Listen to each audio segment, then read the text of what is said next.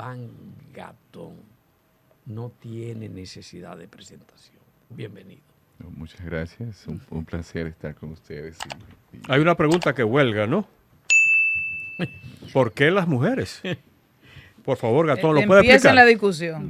No, yo creo que Mujeres y hombres, creo quizás yo. el tiempo que tenemos impartiendo docencia no son solamente las mujeres, sino que ya tenemos muchos años ya que es un público heterogéneo, digamos Exacto. así. Puedo decir con toda humildad que es muy difícil que pasen 2 días, por no decir uno, que quizás alguien que haya sido alumno nuestro, que ahora esté en una maestría o que esté haciendo algún trabajo en particular, no tengamos que asistirle. Quizás es la vocación de la docencia, creo que es eso, sobre todo. ¿Cómo ve este mundo en este momento? Un mundo tan intercomunicado, un mundo que realmente se puede decir que ahora mismo sí está globalizado, interconectada tanta gente entre sí al mismo tiempo Yo creo y que tantos intereses. ¿Cómo lo valora desde la óptica de una gente que tiene que darle seguimiento a ese mundo? Pero lo que debo decir es que el mundo en que vivíamos ya no existe. Estamos en un mundo en transición, en un punto de inflexión. Y entonces, cuando usted tiene un abordamiento hacia ese mundo desde una perspectiva histórica universal, usted debe dejar de mirar el árbol para ver el bosque. Y ahí es que se nos complica más el mundo, porque evidentemente la transición hacia un mundo más tecnologizado ha llevado a un cambio de época en el cual existen 2 elementos fundamentales para comprender el mundo contemporáneo: divergencia demográfica y convergencia tecnológica. El mundo transatlántico, es decir, Europa, que fue quien comenzó a dominar hace 500 años el mundo, Estados Unidos, que es una Europa trasplantada. Ambos hegemonizaron el planeta por 500 años porque tenían la tecnología.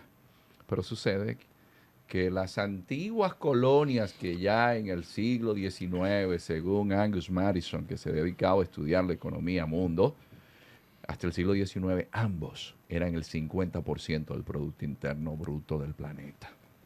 Lord Macartney, que fue el primer embajador que enviaron los ingleses a China, el emperador chino de la dinastía Qin, le dice: mire, eso que usted ha traído ahí, los chinos no necesitan nada de eso. Nosotros producimos seda que ustedes no producen. Nosotros producimos jade que ustedes ni se imaginan cuál es el significado que le damos.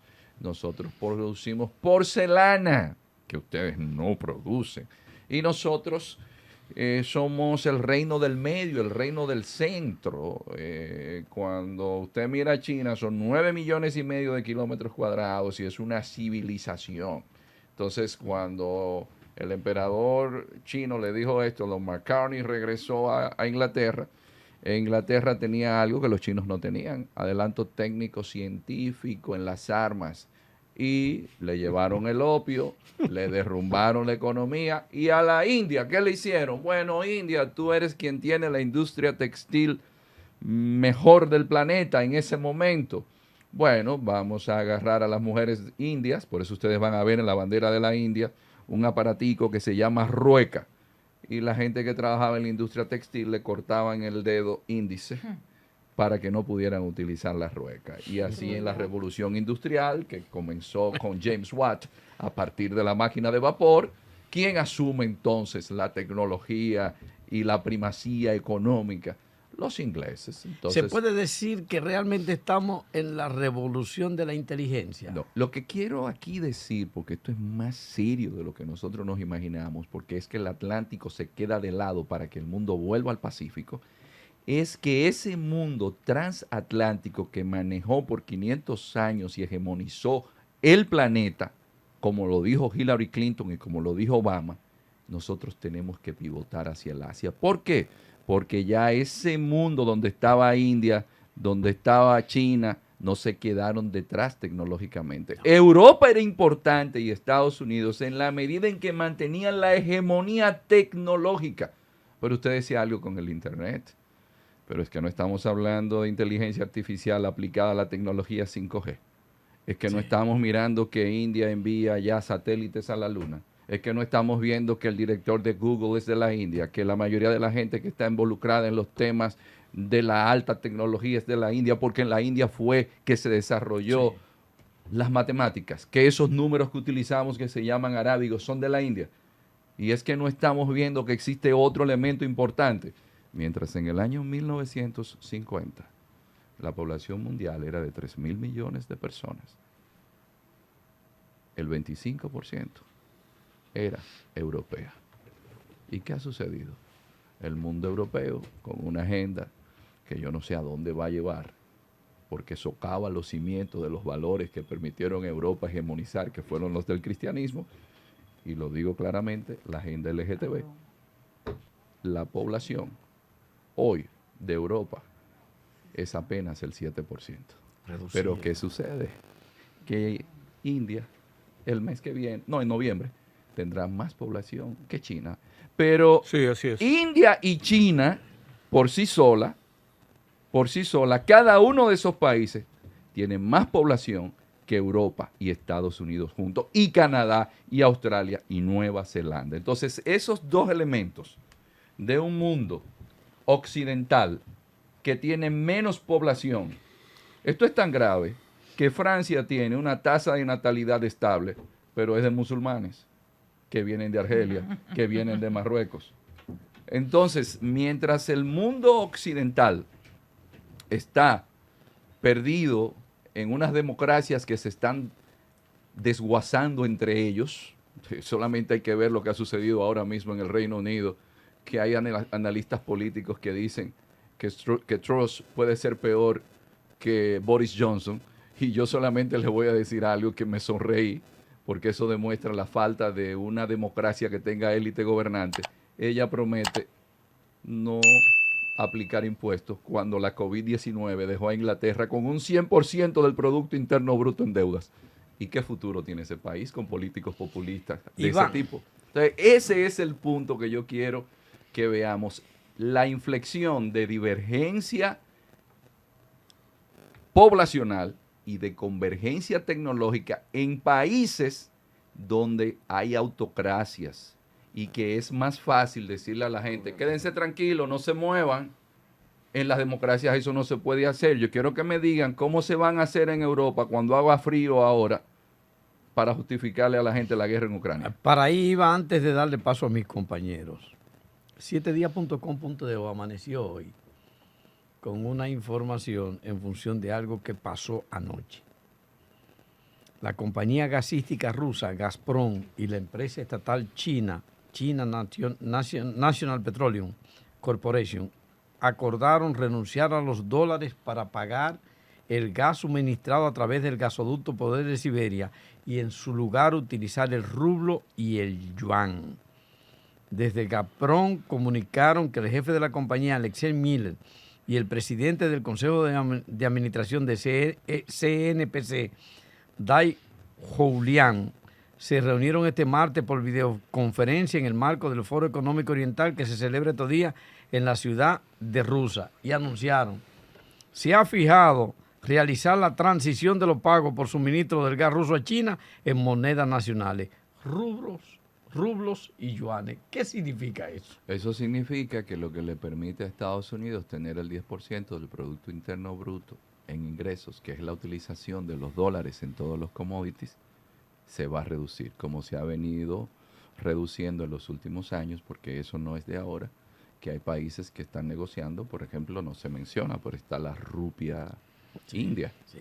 Entonces, eso a Estados Unidos le va restando incidencia, porque a partir de que se rompe el patrón oro, ese fue el patrón que se estableció después de la Segunda Guerra Mundial, la guerra de Vietnam dejó a Estados Unidos sin reservas en oro, porque fue una guerra que se hizo sin impuestos, y luego Estados Unidos renuncia al patrón oro. Y entonces países como Arabia Saudita se comprometieron que a cambio de la protección de parte de Estados Unidos, su petróleo lo iban a vender en dólares. Entonces de ahí vienen los petrodólares. Pero agréguele a eso que usted dijo, para que aquí en el patio que no les gusta la geopolítica y que no hay observatorios geopolíticos en este país, porque usted sabe que el río Sama es el Potomac y el Yaque del norte es el Yangtze, ¿verdad? Y que desde aquí se dirige el mundo y que lo que suceda por allá aquí no afecta, aunque la gente no sepa dónde queda Vengan a Ver y Villatrina. Es que tenemos la Virgen de la Altagracia. Ah, pues miren, miren un dato que es fundamental de cara a lo que viene en el mundo. Ustedes notaron que la semana pasada tropas rusas, tropas chinas y tropas de la India junto a otros países más hicieron ejercicios militares conjuntos en la zona de Vladivostok. Sí. Cuando hay sanciones, cuando se está hablando de que vamos a tener a Rusia en jaque por la agresión a Ucrania. ¿Qué les quiere decir a ustedes cuando China, que es la locomotora económica del planeta, cuando India, que ya desplazó a Japón en su aporte al Producto Interno Bruto Mundial, deciden hacer ejercicios militares conjuntos con Rusia? Y el mundo se está armando. Pero peor aún, en un mundo que está en la crisis energética más grande en los últimos 40 años, pero en una crisis climática donde en Europa los embalses de las presas están a niveles mínimos, crisis hídrica. El río Po en Italia ya está en una crisis que ustedes no quieren imaginarse. El Danubio redujo su nivel a un punto tal que el tránsito en algunas zonas de Alemania. Entonces tenemos un problema que es urgente, que es el cambio climático. Sin embargo, hay gente que apuesta a la guerra y han reducido el Producto Interno Bruto del planeta en un 11%, equivalente a 16 billones de dólares, en un planeta donde en este momento hay 290 millones de gente moviéndose a ver si pueden tener una mejor vida gracias al cambio climático que no les permite vivir o a guerras. ¿Dónde están los dirigentes del planeta? Joana Parra. Bueno, de verdad que el profesor nos pone en contexto, ¿verdad? Con la geopolítica mundial. Pero yo tengo dos preguntas. En mi primera ronda, me gustaría que, claro, que así, me gustaría que igual como se hace esa panorámica de lo que es el mundo globalizado y sobre todo de las grandes potencias, China, Estados Unidos, Europa, Rusia y la India. No, me gustaría saber, de parte del profesor, que sé que es un hombre muy documentado y que está todo el tiempo en constante investigación, frente a la realidad económica, la crisis geopolítica y lo que acabamos de describir a nivel mundial, ¿cuál es la posición o los elementos que debería estar enfocado República Dominicana para poder sobrevivir en este proceso? Porque en el contexto general que lo pone, dice, bueno, mira todo lo que está pasando en el mundo. Ahora, ¿qué tenemos nosotros que trabajar como principal elemento y a lo mejor qué tendremos nosotros que salvaguardar o sobreexponer en ese mundo tan convulso a nivel mundial? ¿Cómo navegar en el océano geopolítico Así mismo, en un país que está determinado geográficamente a compartir la isla La Hispaniola con otro país que juntos ambos tienen una densidad demográfica que asusta? Somos más de 22 millones de personas, donde en el otro lado, que apenas tiene 27,000 kilómetros cuadrados, el río que ellos tienen allá nace en la Loma Nalga de Maco, en Restauración, donde no hay estabilidad política, donde se suman las pandillas, y pónganle en el largo plazo, que lo vengo advirtiendo desde hace muchos años, después de unas investigaciones en Haití, tanto en Cité Soleil como en viajes que hice a distintas zonas de Haití, el crecimiento del Islam en Haití. Súmenle eso para el largo plazo. Ahí lo tienen con Haití, que Puesto comparte ahí el mismo cuerpo con estamos a nosotros y que espalda de nadie eso. de la comunidad internacional se quiere hacer responsable del tema haitiano. Bueno, me sorprendió que China sea el que ponga ante el Consejo de Seguridad el tema haitiano por el tema de las De armas. las armas, De las correcto. armas. Es decir, eso me sorprendió porque están llegando furgones y no es de Ruanda ni de Burundi con armas sofisticadas. Ni de lejos. No, ni de Cuba. Pero pongan el otro elemento. Una República Dominicana que ante esa crisis que está viviendo el mundo, evidentemente que muchos europeos, y aquí que está Luis José, muchos europeos, el dinero que utilicen para salir a hacer turismo, lo van a tener que gastar en la factura eléctrica. Van a tener que priorizar en una inflación que ha subido sobre un 9% y ahora tienen que invertirlo en comida. Eso hay que verlo en el largo plazo. Bueno, pero eso es después de resolver el manejo del frío brutal que lo va a afectar, que los obligará a venir al Caribe. Pero con un dato interesante, Pero con menos Luis dinero. José, Tendrá hay que un dato elegir. interesante. Cuando usted tiene países europeos que tienen un 120% de su Producto Interno Bruto comprometido con una deuda, esos son países que la gente tendrá que pensárselo muy bien en el largo plazo. Eso sería hedonismo sin conciencia. Entonces, por el otro lado, usted tiene que ver el tema de algo que a mí me sorprende, y lo digo en los países en vías de desarrollo. Los países desarrollados articularon maneras de poder subsidiar a sus productores agrícolas. El ser humano dejó de ser nómada a partir de una gran revolución que fue la gran revolución del Neolítico, cuando comenzaron a utilizar la agricultura. Pero ahora usted puede tener terreno fértil, pero quienes tienen las semillas son las grandes multinacionales. Y luego también usted no puede competir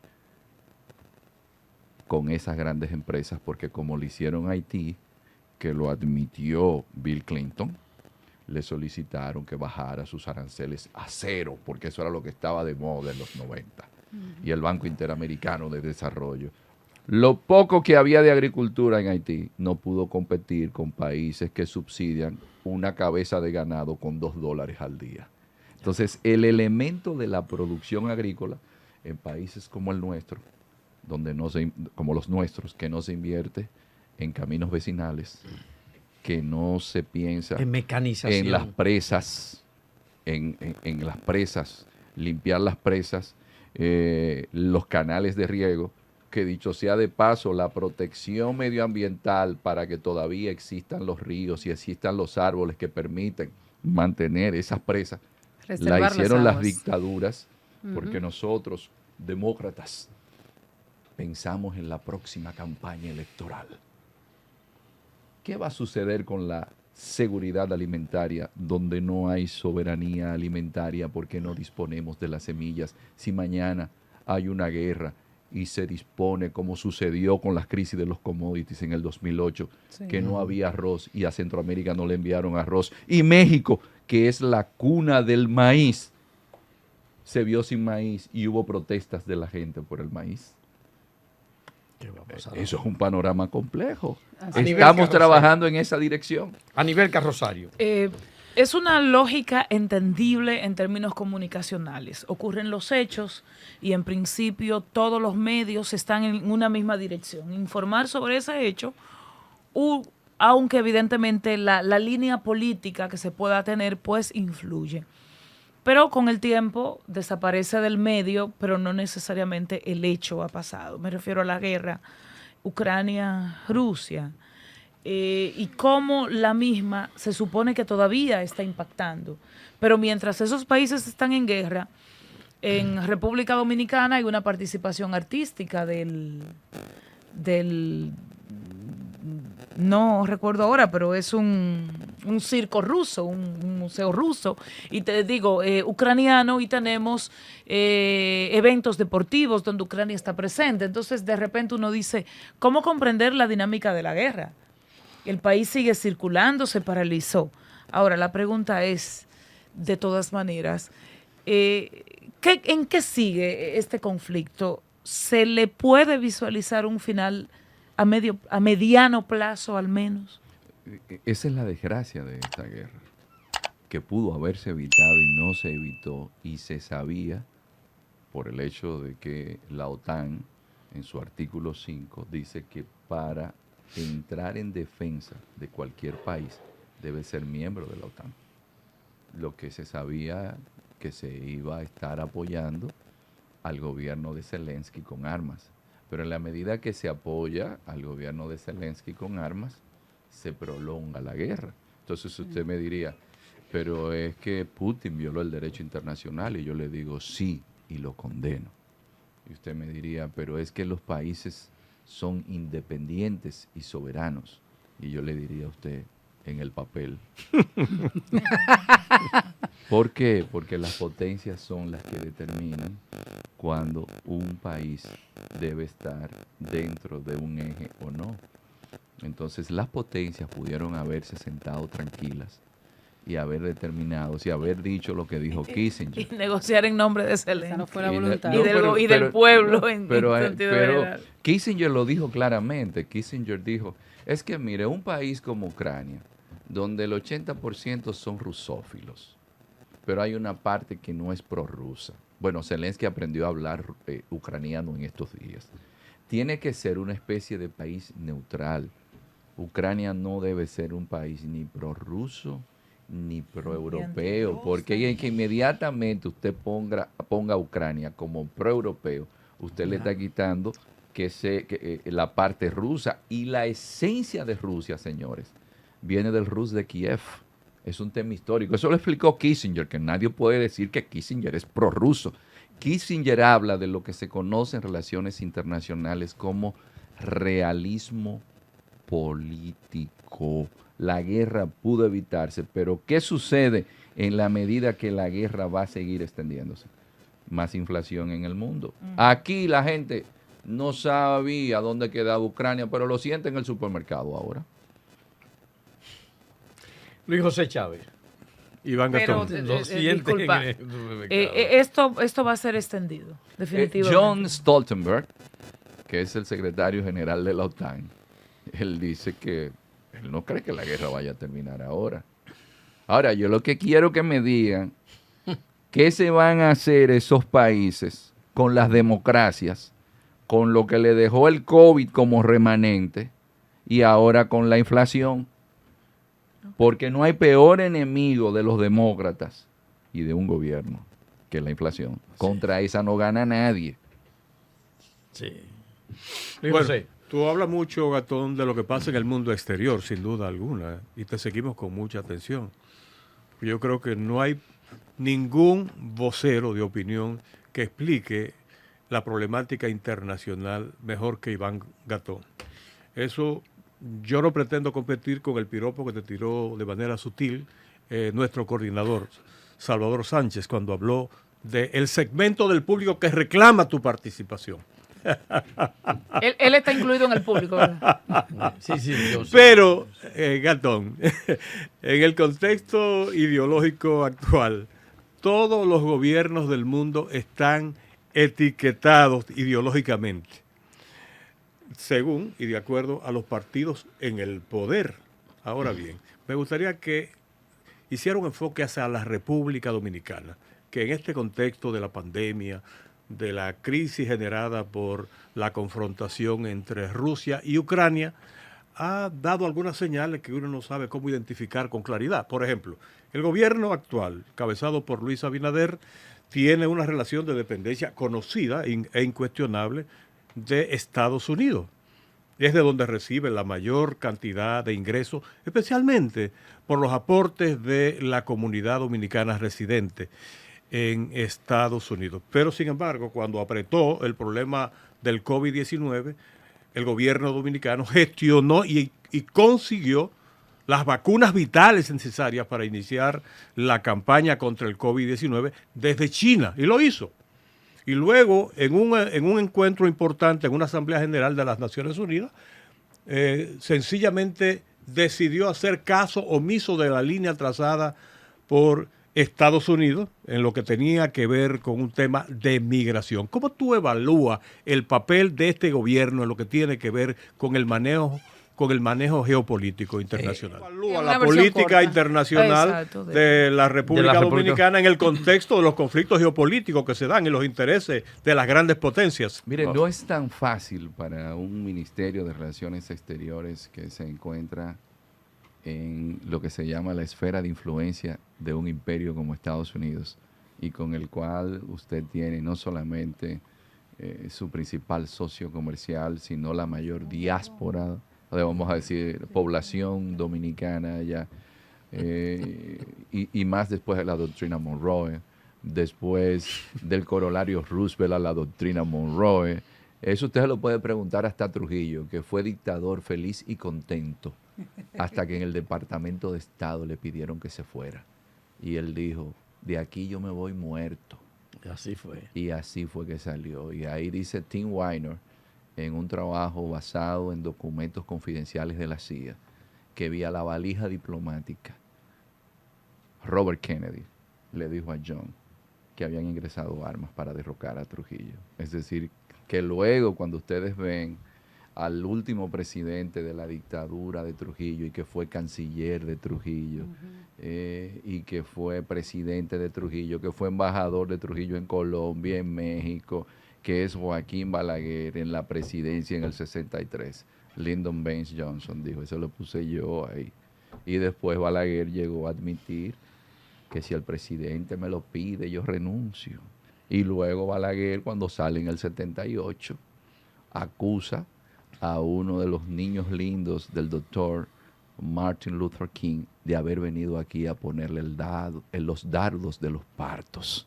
Es decir, que para explicarle que históricamente los países como el nuestro, que son tan importantes por la ubicación geográfica, todavía yo creo que nosotros no nos hemos dado cuenta de que nuestra ubicación geográfica, es por eso que Juan Bosch escribe de Cristóbal Colón a Fidel Castro, el Caribe, frontera imperial. Si hay un país importante aquí en esta zona, es este.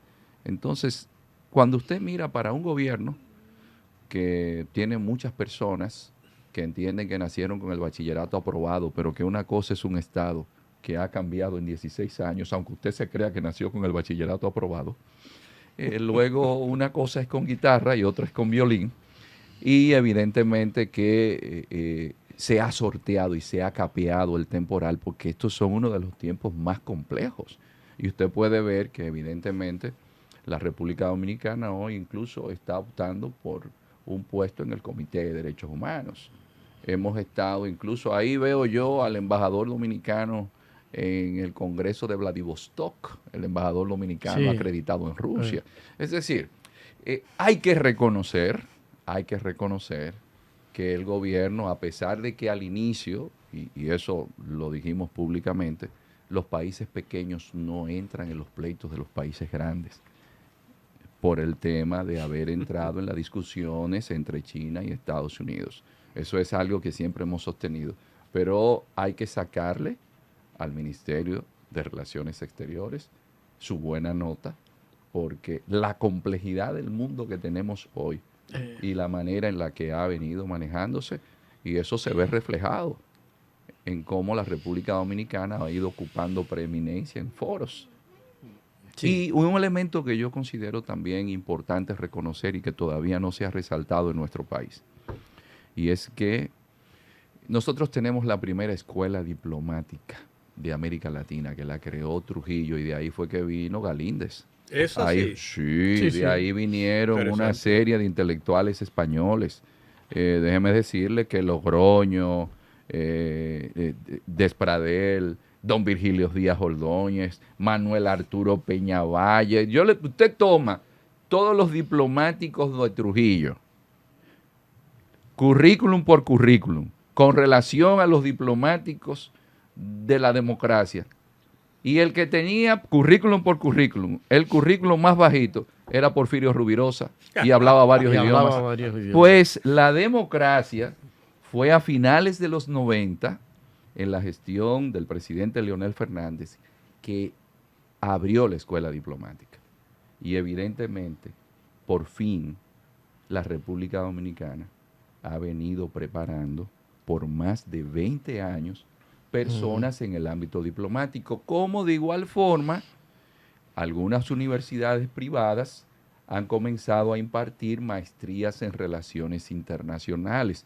Y esto, de alguna manera u otra, tiene que reflejarse en el servicio exterior, porque todos los partidos políticos tienen personas que han ido preparándose en ese ámbito. De igual manera, hay que reconocerle al Ministerio de la Defensa que tiene para mí la mejor maestría en este país, que es la maestría en Defensa y Seguridad Nacional, que es donde enseñan a los estudiantes cómo deben manejarse, no solamente geopolíticamente, sino desde la perspectiva de cómo se gobierna en situaciones de crisis. Que empezó con la participación de muchos cuadros izquierdistas en los cursos de Estado Mayor en la Unión Soviética. Dice una de las teleradio oyentes lo siguiente: hey, lo estoy viendo, enriquecedor siempre ver a Iván Gatón. Yo le dije. Pero este Carlos, elemento es para que vean lo que ustedes pueden notar en esa diplomacia dominicana, es que afortunadamente hay un recurso humano, como todo en la educación, que usted lo ve después de 20 años. Es como me decía alguien, un chino me decía, un diplomático, usted sabía, profesor, que fueron unos muchachos del Instituto Tecnológico de las Américas que ganaron un concurso de Huawei. Yo le dije, ¿cómo? Sí. Me dice, sí. Ah, pero vaya al ITLA. El ITLA lo hicieron, fue a finales de los 90, pero los profesores son de primerísima calidad. Y el resultado que y se el está teniendo resultado también se ve después de 15 y de 20 años. Y eso es un elemento positivo. Y algo que no se ha dicho y que es bueno que la gente lo sepa. Por fin, que eso sí era una gran preocupación. Yo que soy un señor mayor, que tengo más de 27 años visitando embajadas en los viajes que tengo que hacer. Usted se encontraba a un consejero que ganaba más que un consejero de otro país. O un consejero que estaba, por ejemplo, un país que yo voy con mucha frecuencia es Suiza. Ginebra es sumamente caro. Y usted se encontraba a un ministro consejero en Ginebra ganando lo mismo que el ministro consejero que estaba en Nicaragua. Pues la Cancillería, eso hay que reconocerlo, la Cancillería, los salarios se pagan acorde al país donde usted vive y no tiene que ver si está pegado con alguien, sino como una tabla salarial, que yo creo que es el acto más grande de justicia que se ha podido hacer para la gente que está en nuestro servicio exterior. Aparte de que por fin la carrera diplomática se ha reconocido para personas que tienen muchos años trabajando y que estaban al vaivén del socaire, del ánimo de los políticos que cuando llegan a la Cancillería, cada quien quiere que le den su espacio. Es decir, hay un nivel de institucionalidad, pero eso se construye poco a poco. No todo es negativo. Yo creo que hay elementos positivos. Carlos del Pozo. Tengo un tiempo dándole vuelta y buscando información a una pregunta, pero estoy seguro que llegué al lugar adecuado. Hemos coincidido aquí en tiempo y en espacio.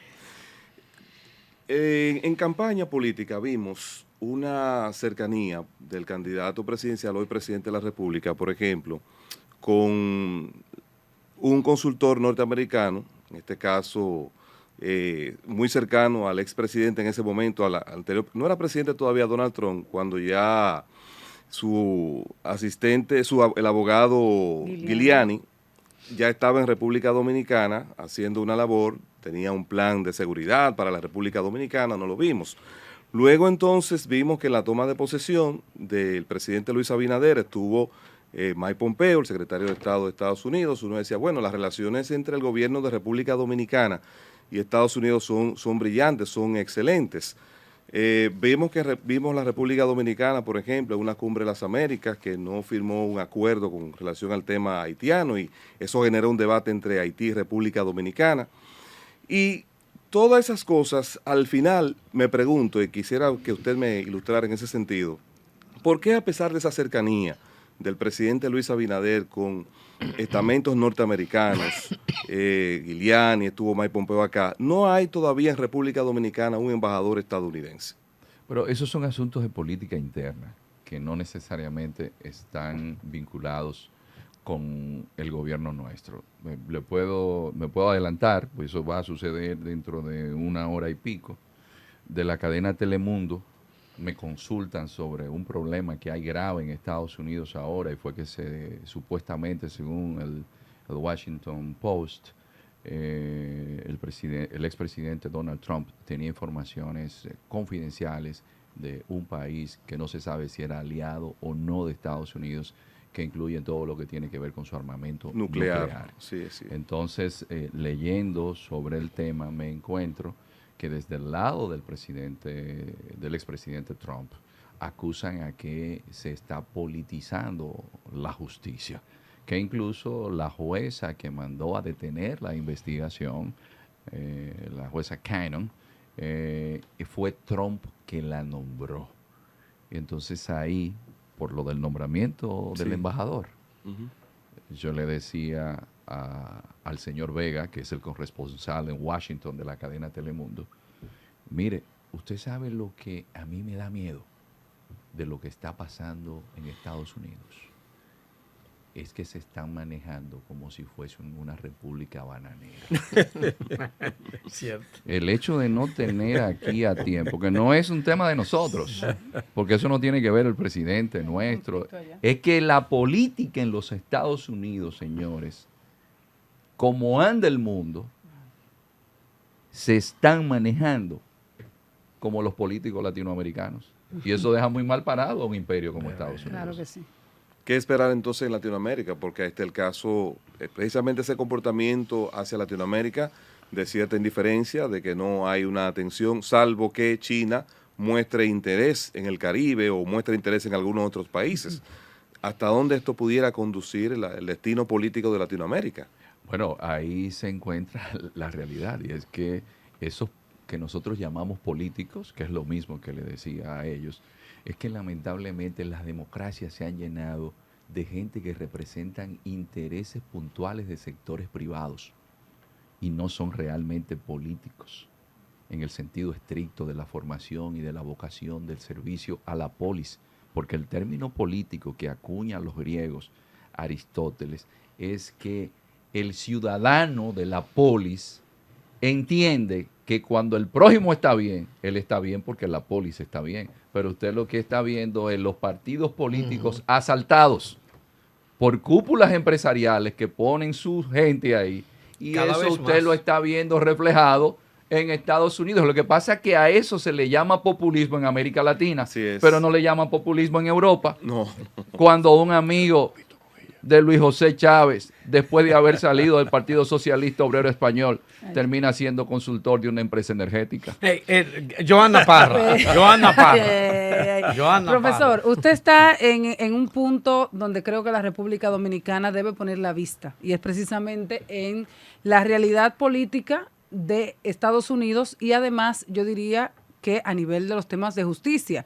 Estamos hablando de un hecho no tan común en Estados Unidos y que hace muchos años no se veía.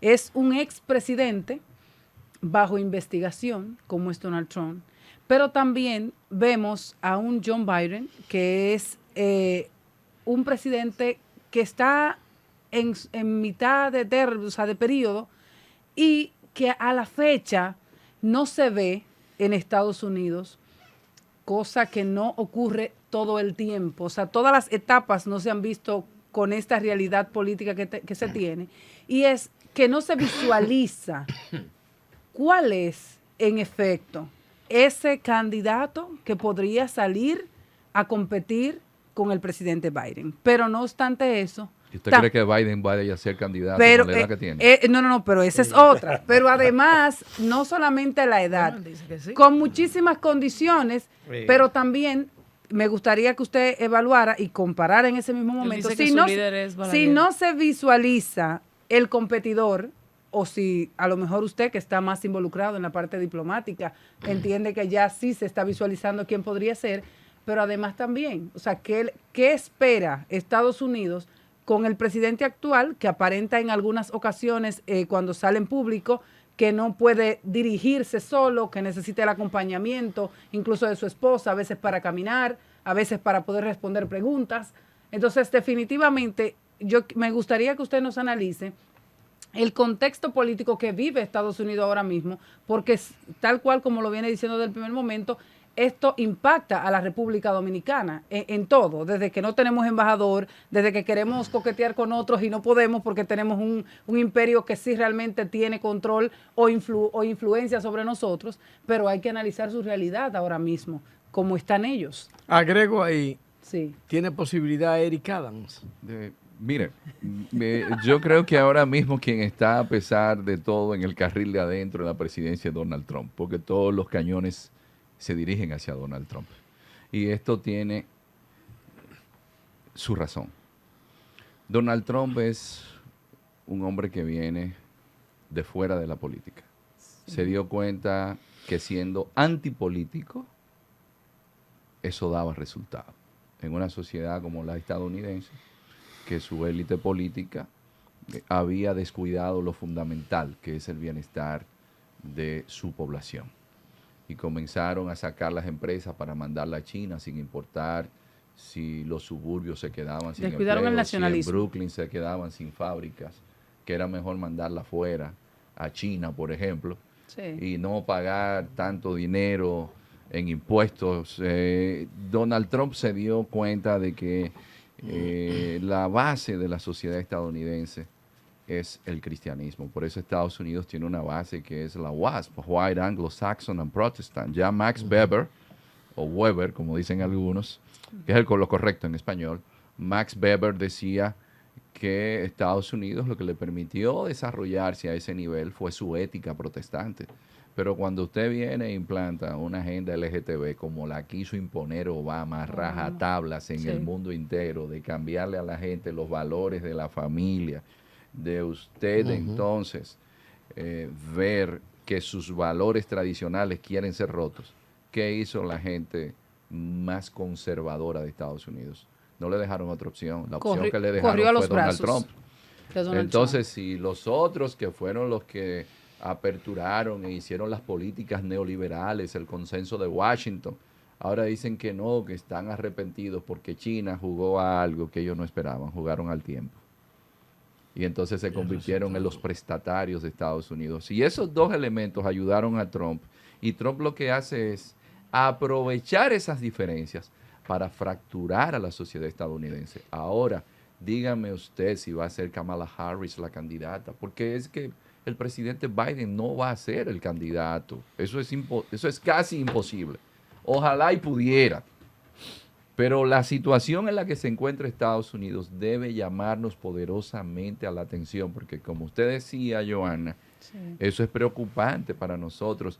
Si en Estados Unidos el reciente allanamiento a Donald Trump provocó que una persona fuese y ametrallara en una oficina del FBI, si cuando se dijo una noticia falsa sobre Hillary Clinton de que su jefe de gabinete, Podesta, tenía un centro de reclutamiento para prácticas pederastas, y alguien que escuchó esa noticia agarró una ametralladora y cuando llegó se encontró una pizzería y el hombre dijo, aunque sea una pizzería, es esto, y mató personas. Y ahora en el juicio, él dice, no, es que yo creí en la noticia que me dieron. Fíjese el nivel de fractura en que esa sociedad se encuentra. Y algo que le voy a decir, la gente subestimó a Donald Trump. Donald Trump tiene un personaje, que es el personaje fuerte, que no importa por dónde me ataquen, ustedes me pueden tratar de hacer el contacto con los rusos, ustedes me pueden hacer todo lo que ustedes deseen, pero me duré mis 4 años. Donald Trump salió del gobierno porque la COVID se lo llevó. Si no, no sale, si no gana. O sea, que podría retornar. Pero que se evidencia y logros que económicos también tangibles. Donald Trump hizo algo que mucha gente no se está dando cuenta. Donald Trump no entró en el complejo militar industrial. No. No. Porque No, Donald no, Trump no, no cree en el guerra. complejo militar industrial. Y hasta un hombre como Jeffrey Sachs se atreve a decir que el grupo de Biden es un grupo de neocons que lo que les importa es vender armas. Iván. Luis José Chávez. Parecería que es un asunto Sí, sí. tan distante que podría ubicarse en las antípodas, como en algún momento habló el profesor Juan Bosch, cuando era profesor de ejercicio abierto en nuestro país y en América Latina. Pero sin duda alguna, está en el mundo ya, nada está lejos.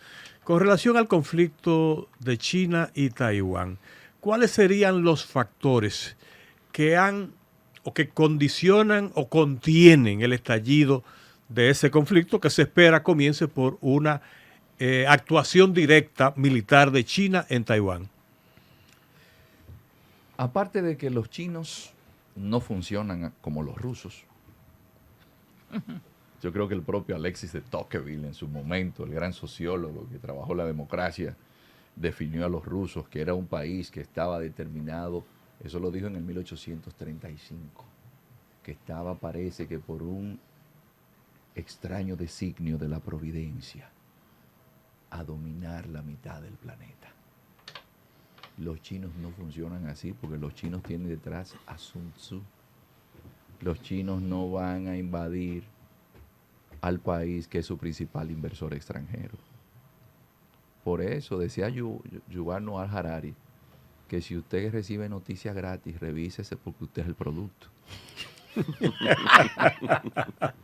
Por eso usted tiene que estudiar a profundidad los acontecimientos para poder después hacer buenos análisis. Claro. Si recibe noticias gratis, usted es el producto. Sí, entonces Porque no hay el razón principal para que la den inversor gratis. de China es Taiwán, pero al mismo tiempo el Kuomintang, cuando estaba Ma Ying-jeou, Xi Jinping y él se juntaban. Y cuando el gobierno del PLD quiso establecer las relaciones diplomáticas con China Popular, que se estaba aplicando ese acuerdo de colaboración del Estrecho de Taiwán que se llama ECFA, le dijeron, no, República Dominicana, nosotros tenemos una tregua. Más de 3 millones de chinos estaban viajando. Señores, más de 3 millones de taiwaneses viven en China.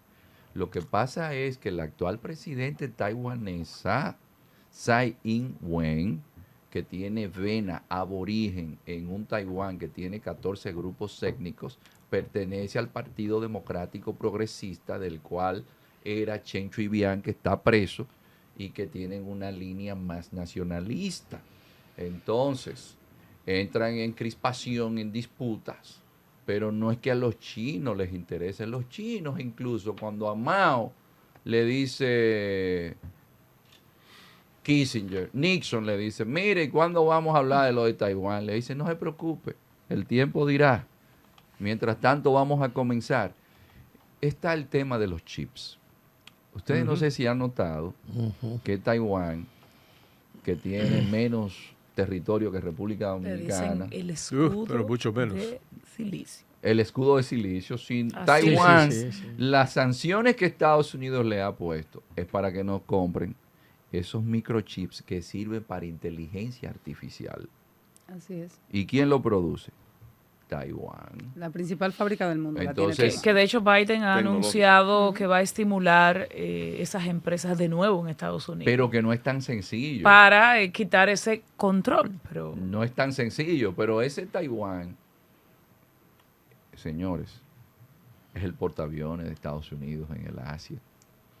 Aunque Así es. Estados Unidos rompió las relaciones con Taiwán y lo sacó del Consejo de Seguridad, aprobó una ley que se llama The Taiwan Act, que si algún país osa invadir a Taiwán, Estados Unidos está obligado a defenderlo. Pero es un tema geopolítico. ¿Geopolítico por qué? Porque por el estrecho de Malaca pasa el 85% de todo lo que llega a China, Canal de Panamá. desde esa zona. Por El ahí. Canal de Panamá. Y allá. Taiwán le queda ahí al frente. Y cuando usted coge desde Hong Kong y coge a la provincia de Xiamen, ya todo eso lo domina Taiwán. Y Taiwán es que cierra el acceso de China a mares abiertos. Pero a China no le conviene ir a guerra. Ahora, China no debe, bajo ninguna circunstancia, después que Estados Unidos aprobó el principio de una sola China y que lo aprobó Taiwán, quedarse tranquilo cuando Nancy Pelosi innecesariamente hace la visita que hizo. Ya lo sabe. Porque Provocación este año habría Una sido el visita de objetivo de esa campaña para visita. ella, ¿eh? esa para Provocación. Pero hubo unos Pero, congresistas también exponer, que visitaron exposición recientemente. también. sí, pero no es lo mismo un congresista Que la presidenta. que la Que la presidente, tercera- no, y un dato interesante, cuando hay cambio en el Partido Comunista o hay congreso del Partido Comunista, es en este año, y se puede quedar Xi Jinping tranquilo ante un tema Lo barren. tan serio como es el tema de Taiwán. Por eso, lo del tema de Taiwán no es algo tan sencillo. Que cuestiona su autoridad. Pero lo que tú a dices nivel me ca- tranquiliza a mí, ¿eh? Sí, Gracias, no, gracias, ¿eh? yo no veo a China en una guerra pírrica, porque esa es una guerra pírrica. Sí, sí. Eso es lo que se llama una guerra pírrica. Ahí pierden Se todo. arriesga más de lo que gana. Y los chinos tienen a Sun Tzu detrás, el arte de la guerra. Fuerte Aprendido. no es el que avasalla, sino el que se impone de forma indolora. La cultura oriental. A nivel carrosario. Tanto que aprender de ella. Bueno, no, yo lo traslado al patio rápidamente porque Haití se desmorona cada día más. Usted habló que, por ejemplo, Francia, el crecimiento poblacional de Francia es atribuido en gran parte a la inmigración, ¿verdad? A los hijos desde de Argelia, de África, entre otros lugares. El crecimiento poblacional de los dominicanos está bajando cada año, baja cada año. Cada año la población dominicana se está envejeciendo. Y las que más están pariendo, no solo porque tenemos hospitales abiertos que le dan la asistencia, sino porque tienen la vocación de parir en este momento, mucho más que las dominicanas, son las haitianas.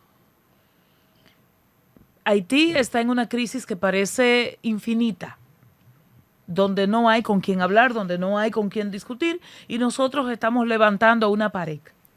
Eso es una pared que va a ritmo como de 1 metro cada 3 días. A ese nivel es que se incrementa. 700 metros. ¿Cómo usted visualiza esa relación dominico-haitiana con lo que algunos denominan invasión pacífica y que yo prefiero decirle una inmigración masiva, básicamente por razones económicas? Mire, lo primero que se debe hacer desde la perspectiva internacional es el ejercicio de la empatía. Yo he estado en Argentina con dominicanas que viven en Ushuaia, que hay que casi agarrarse para usted caminar en el invierno por lo fuerte que es el viento.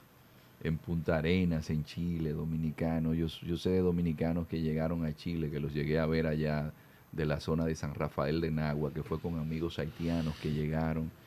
De encontrarme ahora, estaba en Marruecos hace menos de un mes, y el cocinero del rey era un muchacho de la Romana que finalmente después de 10 años renunció porque la COVID lo tenía un poco acogotado y ya él quería venir para acá.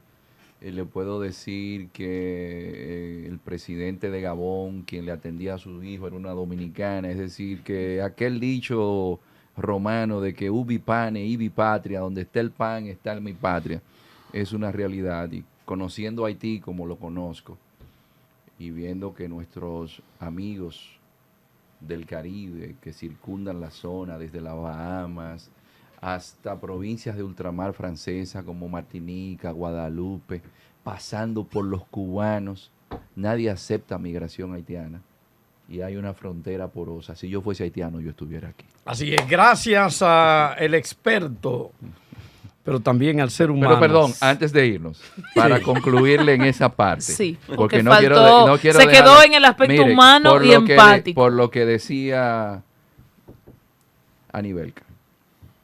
Augusto Comte, el gran sociólogo, se le atribuyó decir que la demografía es el destino.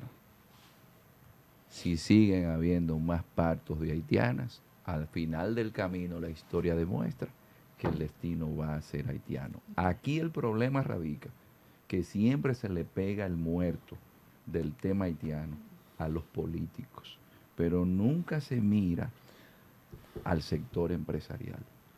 Si no hay del sector empresarial y del sector político una alianza para atender el tema haitiano, preparémonos que la demografía es el destino. Totalmente de acuerdo. Gracias a Iván Gatón.